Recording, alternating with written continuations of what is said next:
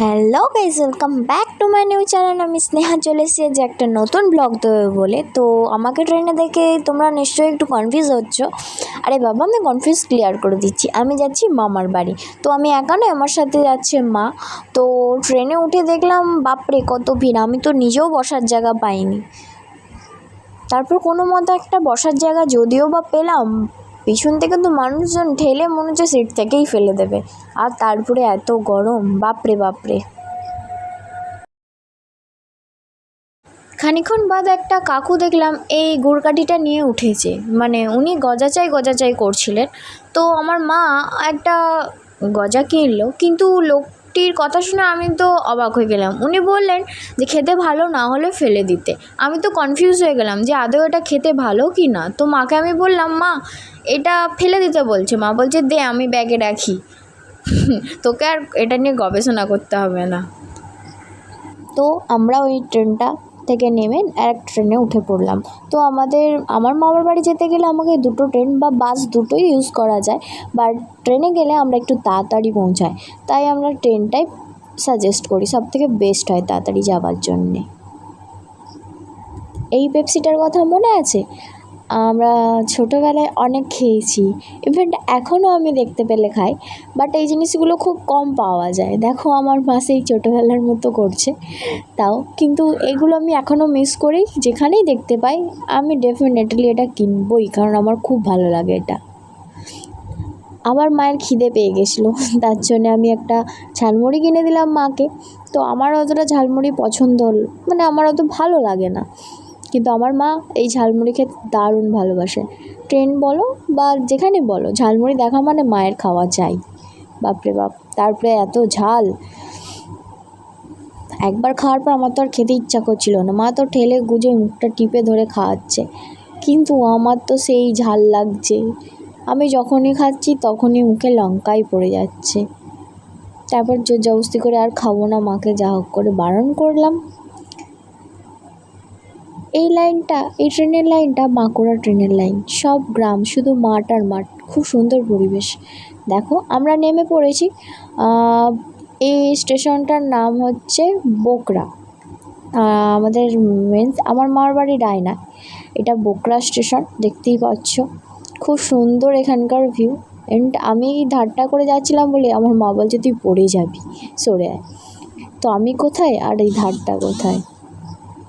তারপরেই দেখো ওই তো আমার দাদাই দাঁড়িয়ে আছে। এই যে আমার দাদাই দাঁড়িয়ে মানে গাড়িতে উঠে পড়লো আমাদের নিয়ে যাবে বলে।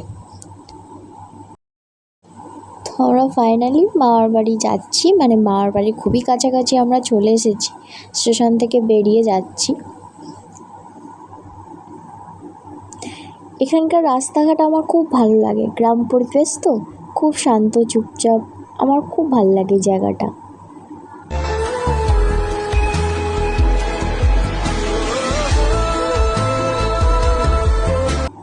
তো ফাইনালি আমি মামার বাড়িতে পৌঁছে গেছি, দেখতেই পাচ্ছ। এই সাইডে চারিদিকে বাস বাগান দেখতে পাচ্ছ, কিন্তু আমার মামার বাড়িটা ওইখানে দেখা যাচ্ছে, হয়তো স্পষ্টভাবে দেখা যায় না। চলো দেখাই আর একজন, এই যে আমার দিদুনের স্ট্রোক হওয়ার পর থেকে দিদুন ভালোভাবে হাঁটতে পারে না, দিদুনের শরীর খুব অসুস্থ।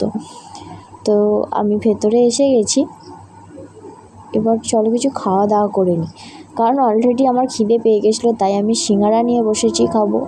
আমার খুব ভালো লাগে সিঙ্গারাটা, তো তাই আমি মার বাড়ি এলেই আমি সিঙ্গারাটা মোস্ট ইম্পর্ট্যান্ট, আমি এটা কিনবই, আমার খেতে খুব ভালো লাগে। আমার মা বাপের বাড়ি আসা মানে কিছু না কিছু নিয়ে যাবি, তো বাপের বাড়ি যেহেতু এসেছে, ওর মা হয় কিছু তো কিছু দেবেই। ব্যাগ ভর্তি করে আনাজপাতি নিয়ে যাচ্ছে আমার মা। মাকে আমি ওটাই বলছি যে বাপের বাড়ি এলে সব মেয়ে কি এত কিছু নিয়ে যাই। মা বলছে তুইও বড় হ, তোরও বিয়েটা হোক, তখন বুঝতে পারবি। হ্যাঁ, আমার তখন বিয়ে হচ্ছে না, তার কথাও নয়। চলো, দাদাই বাইরে গেছিলো, তো আমার জন্য ফুচকা কিনে এনেছে। আর এখানের ফুচকা, আমার মামার বাড়ির প্রত্যেকটা জিনিস জাস্ট অসাম লাগে, আমার খুবই ভালো লাগে খেতে, তাই আমি এখানে এলে এই জিনিসগুলো খাবো। আর মামার বাড়ি এসে একটার পর একটা আমার মুখ চলেই যাবে। তো পরের দিন সকালবেলা খাওয়া দাওয়া কমপ্লিট করে যখন বেরোবো, ও মা হয় কি দেখি বাইরে যে প্রচুর পরিমাণে বৃষ্টি পড়ছে। হায় রে, আজ মনে হয় আর বাড়ি যাওয়া হবে না। আজ আর বাড়ি যাওয়া হচ্ছে না, তো কাল বাড়িটা আমরা যাব। আর এত পরিমাণে বৃষ্টি নেমে গেছে, কি আর করব।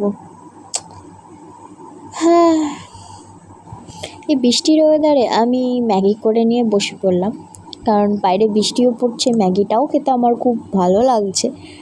তো চলো আমি খাওয়া দাওয়া করি, করে আবার দেখা হচ্ছে। যেমনি বৃষ্টিটা একটু থেমেছে, আমি মাকে নিয়ে আমার মামার বাড়ির গ্রামটা একটু ঘুরতে গেলাম। ওখানে গ্রামের পরিবেশটা জাস্ট অ্যামেজিং, মানে আমার তো খুবই ভালো লাগে এই গ্রাম এলাকাগুলো। তুমি দেখতেই পাচ্ছ এত সুন্দর পরিবেশ, শুধু চারিদিকে সবুজ আর সবুজ। তো আমার মা দাঁড়িয়ে দাঁড়িয়ে রিলস বানাচ্ছে, আর আমি এখানের ভিউটা জাস্ট উপভোগ করছি। তো রাত্রিবেলা ঘুমানোর আগে আমার ডিনার দেখো, চাউমিন। আমার মাকে বললাম, মা চাউমিন বানিয়ে দিয়েছে, এবার খেয়া দাওয়া করে আমি ঘুম দেবো। সকালও হয়ে গেছে, আমি রেডিও হয়ে গেছি, এবার আমার বাড়ি যাওয়ার টাইম হয়ে গেছে। চলো আজকের মতো ব্লগটা এইটুকুনি, দেখা হচ্ছে নেক্সট ব্লগে, টাটা।